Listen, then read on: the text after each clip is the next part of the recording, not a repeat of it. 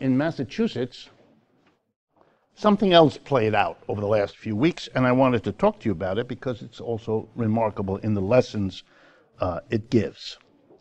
Massachusetts, even though it's a quite wealthy state and pretty liberal, had a rough time because some liberally types, progressive types, proposed a tax on millionaires, by which they meant if you earned more than $1 million per year, you would have to pay a sales tax. There's already a sales tax on income of about 5.1%, and it would have risen just for those who earn over $1 million, which is a tiny percentage of the people of Massachusetts. It will have risen to 9.1%, would have raised $2 billion, and would have been applied to the problems of the education and transportation systems in Massachusetts, which are in trouble. Okay, that was defeated. Corporations went to work to defeat that. The power elite, the rich, Drew Faust was busy and so could not weigh in on that particular issue. For some reason nobody can understand. That's a joke. I'm trying to make jokes. Okay, good. And the argument I wanted to raise with you, the argument given by the rich was that if you pass the millionaire's tax, by the way, we had that in New York too, Mr. Cuomo killed that, one of the many contributions he has made. The argument was made, if you tax the millionaires, they will run away. They will move. Now, before I explain to you why that's nonsense, before that, I want everyone to understand what that means. You're saying that you are very wealthy, and the majority of people believe that if you have that much wealth, you ought to pay a tax that reflects your ability to pay. The response of those who are confronted with this is to threaten you. You do that to me, I will hurt you. You get it? It's a threat. Now, it ought to be an interesting thing if a state is confronted by a decision democratically arrived at to levy a tax on a certain part of the population, which we already do, now on this one, that they threaten you with leaving. Now, one way a state could respond is to say, oh, you're threatening us. We'll do you one better. You leave the state, and you will never come back here again. And we will do this, and we will, why not? Just a game of threats. But instead, the politicians folded. Because it turns out they don't have a stomach for that kind of a fight. And so they cave, and they use that argument to their own constituents to justify why they didn't vote for that. A book has been written, a book called The Myth of the Millionaire Tax Flight, How Place Still Matters to the Rich. It was written and published by Stanford University sociology professor Christabel Young. And it proves that time after time, when you've raised taxes on the rich, they've gone exactly nowhere. Turns out there are lots of reasons why they're located where they are, and the tax they have to pay, since they're very rich people, is a tiny matter for them. It's big for the state, it's small for them, which would be an argument to do it, except it has become, in this obverse, upside-down way, a justification not to do it. But if that were all, I wouldn't have told you about it. This happens so often in America. One more example, do you really need it? But it gets better. The Massachusetts retailers have been worried because there is a successful movement in Massachusetts to raise the minimum wage in retail from $11 to $15 an hour. As you know, it's all over the country. Massachusetts is that kind of state where this is going to go. And so, how to deal with this? How did the retail employers the big box stores, the fast food restaurant, how do they deal with a threat? And you might think well, they harass the organizers. I'm sure they do. They threaten the workers, no question about it. But I want you to know about some other kinds of strategies that they use, because you live in a country that's run this way. The mass retailers organized and collected signatures on a petition to get a ballot issue on the next election. Here's what it was. It would reduce the sales tax dramatically in the state. Why did they do that? Because they knew it would pass overwhelmingly. If you go into the booth, if you're an average citizen, and the question is, would you like a lower tax rather than the one you have? You're going to win that one. Everybody understands that. Why were the retailers doing that? Because it was a further threat to the politicians. You're going to all be screwed because it'll pass and you won't have the money you've had before, and you're going to have to make cutbacks, and you can kiss your political careers goodbye. And why was this done? In order to go to the legislature, which they did, and say, well, we don't want you to pass a law raising the minimum wage for the retail workers. And if you don't, we will withdraw our plan for a referendum on the sales tax, so you won't be squeezed in your political career. And that was the deal that was worked out. There will not be a vote on reducing the sales tax. And the law about the minimum wage got changed. Not only did it get stretched out over more years before it gets to 15, I believe it's now 2023. You wouldn't want to rush giving people minimum wage. What idea that would be. But they added a little kicker as part of the negotiations. No more time and a half on Sundays and holidays. What do you think the next economic bubble will burst? Well, I'm not going to answer that question, partly because I don't believe in predicting the future. It hasn't worked out real well. If you go to a country fair and you ask the fortune teller there who you'll be sleeping with next week, and of course she gives you an answer, or he gives you an answer, you know that that's an amusement. If you start getting anxiety-ridden because you don't want to sleep with that person, you've misunderstood the experience here. You're not to take it literally, it's an amusement. Predicting is an amusement. I don't do it. My colleagues in economics do it. And the reason they do it is because it is extremely well paid.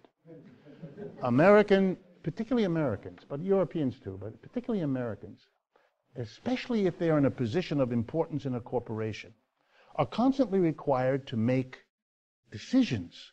Do we invest in this? Do we expand over there? And they're terrified about making those decisions because deep down they know that they have no idea if that's a good idea or not. So what are they going to do? They're fearful because if they make a decision, which the job requires, and it turns out to be bad, they risk being fired. And they figured out a way out of this dilemma.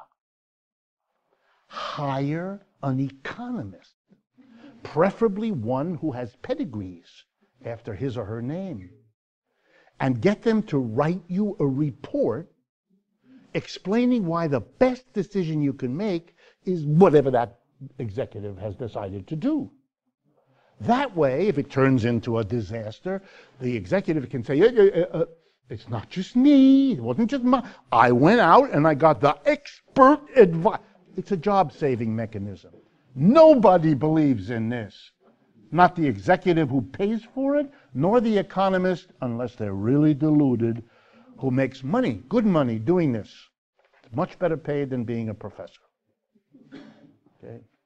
So, having said that, the financial press is full of predictions of collapse, particularly in the last month. It started in May, got really serious. It already began in January, but it got really serious since May, and in the last few weeks, Morgan Stanley, Citibank are out with statements saying to their clients, sell your stocks, get out. It's terrible. The level, and here's the basic argument, the level of debt in this society is out of control. Corporations have loaded up on debt because we've had these artificially low interest rates, right? Because of the economy started to collapse with the dot-com bubble in 2000, then compounded by the crash in 2008. The Federal Reserve came in, as I assume most of you know, and dropped interest rates to historic lows. That's why if you have a savings account, you look there, and each quarter you get 82 cents. When you used to get dollars, that's because the interest rates are low. Well, for you, it's bad news. Who cares about you? For corporations, it's party time. It means they can go and borrow limitless amounts of money at very, very low interest rates. A good bit of the stock buyback is done with borrowed money. The company borrows money at 0.5%, goes in with that money and buys its own shares, drives up the price of the shares, and says to the world, look how good our company is doing. This is a company that's now in debt way more than it was before. So corporate debt at record levels. We've never seen it before. Government debt at record levels. We've never seen it before. And now going up because the tax cut of December is meaning the government has much less revenue, and they increased government spending to keep the Democrats from making a revolt. And so we have growing government debt, and now the consumer debt is taking off because people are at that juncture. They can't anymore solve their financial problems any other way. They were still reacting from the collapse in before by holding back, but now they can't anymore. They've held back long enough. That's why people are taking crappy jobs at low income. If you get unemployed, you get unemployment insurance for a while, and when that runs out, you rely on your savings, and when those run out, you rely on your family and your relatives and your friends, and when that runs out, being a greeter at Walmart looks less horrible than it did last week, because you don't want to have that scene with your cousin one more time. It's just too hard. So you work at a crappy job, you work with no benefits, you work all the rest of it. So when is the next one coming? Nobody knows. But this is an economy that is living on borrowed time.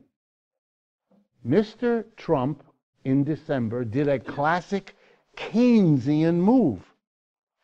He cut the taxes, so the money coming into the government is much less, so all these companies have money to spend, and he increased government spending. How do you do that? You have less money coming in and more going out. And the answer is you borrow it from anyone in the world who's willing to lend you. And because the world capitalism is very shaky, a lot of people around the world are very nervous, and they bring their money here. So it works. The United States collects the savings from around the world, allowing the government to play this game. Of course, this wouldn't work if the rest of the world said, no more. What's the country, the number one country in the world that we owe money to as Americans? What is the country that has given the United States the most of its savings as a loan? People's Republic of China. And if Mr. Trump pisses them off enough, they will unload that. They'll stop lending here, and they will sell all those treasury bonds they have. And when you sell them, you drive down the price because you're unloading them. And when the price goes down, the interest rates go up. That's the way this is done. And then we will all be sitting here one day having read in the newspaper that our credit card is now going to cost us $15 more a month than it did last week. That our plan to buy a house is over because the mortgage is unaffordable. And we can't get that car because it's now out of reach with the interest rates that we have to pay. The Chinese have all kinds of measures. They don't want to do that. They don't want to do that because it disrupts them. But they're also not going to sit there and be the patsy who takes the entire cost of Mr. Trump's political ambitions. Not going to happen. Since last we met, the Janus decision of the Supreme Court. They're very important for you to all understand what that's about. I'm always distressed when I discover that labor law is as little understood as it apparently is. So let's review, make sure we're all on the same page. Under the law of the United States, particularly coming out of the Taft-Hartley Act of 1947, it became the law in the United States that any benefit won for workers at any workplace by the action of the union that was there would have to be given to every worker there, whether or not that worker was in the union, whether or not that worker supported the union, whether or not that worker contributed dues to the union, like everybody else in the union, whether or not that worker went out on strike when the union felt that was the way to achieve the wage increase or whatever it is they were going at. In other words, that law created what in mathematics is sometimes called a free rider kind of situation, because every worker was being told by that law, you can get all the benefits, why pay the freight? Why pay for it?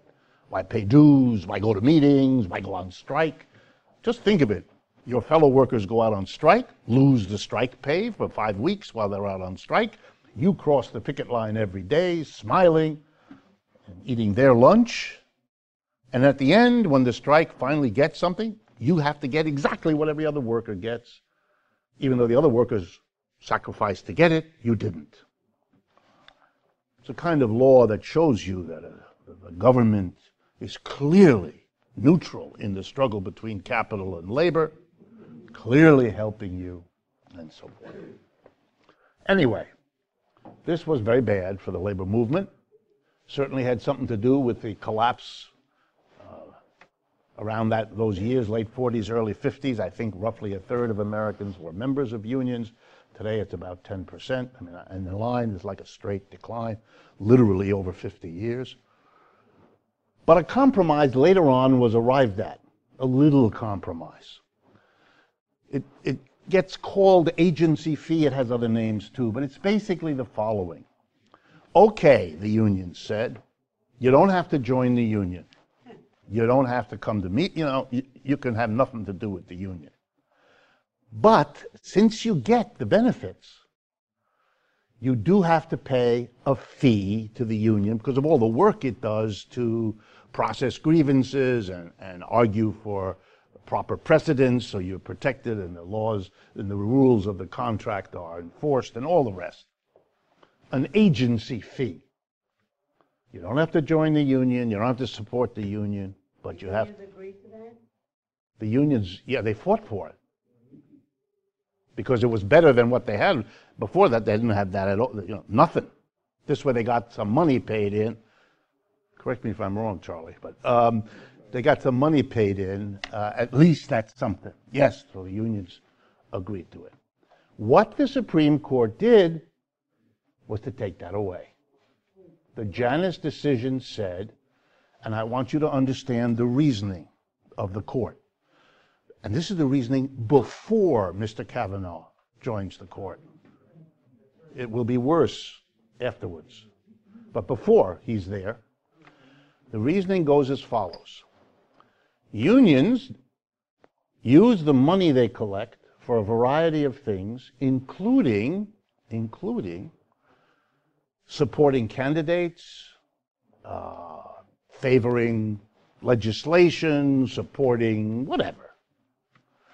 And that means that a worker who doesn't agree with what the union is saying, is being forced to pay for something he doesn't agree with. I want you all to take a deep breath. Can you imagine being required to pay for something you don't agree? It's downright un-American, said the court. We can't have that.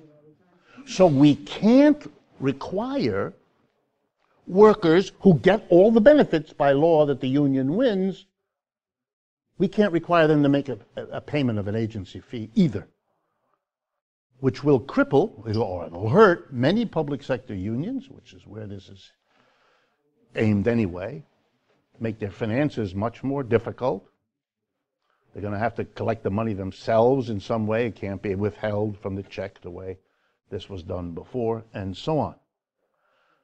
But I want you to realize the argument was not that there was unfairness in giving benefits to people who don't contribute to pay for them.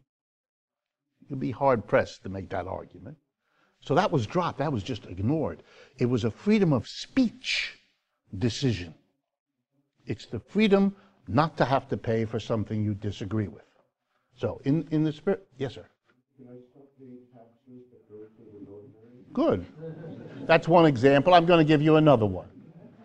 The federal government in the United States subsidizes every church, every synagogue, every mosque. I want to include them all, so I'm sure that you're offended by at least one of those. You are required to pay taxes. And part of that money goes to provide free police protection, free fire protection, cleaning of the air, cleaning of the streets, educating of the children. Everything that the people in those institutions get is tax-free. Now let me give you a better one. Did you understand what I told you about Harvard? But Harvard is one of the largest recipients of government grants for all kinds of things. That's your money. Drew Faust lives in a house, very elegant in Cambridge, that you help pay for, and I want you to take pride in that. You can't visit it, but you are required to pay for it. And if what Drew Faust says is something you don't like, anyway, that Supreme Court decision is very important because it really is a blow, one of a long list, but a blow against the labor movement. And it was pushed by right-wing think tanks, by the Republican Party as an institution, and for that, you need to also understand a little bit of the economics of that, which are not about labor unions. The economics of that is that one of the major financial contributors to many, many Democratic Party efforts are unions. Unions provide money, unions provide staff, people who help, a kind of an in-kind contribution, if you like. And the Republicans, who don't get money from unions very much, they get monies from the other side, rather better. They have always wanted to weaken the financial base of the Democratic Party against whom they run, and by doing this, they weaken the flow of money into the unions, which weakens how much the unions can help the Democratic Party. For the Republicans, that's all this is about. Labor, schmaber, free speech, they don't know how to spell it. They know they're weakening their political adversary, and just in time for the November election, where they hope it may make a significant difference in how that comes out. I've been a member of unions all my life. I support unions. I believe in them and all the rest.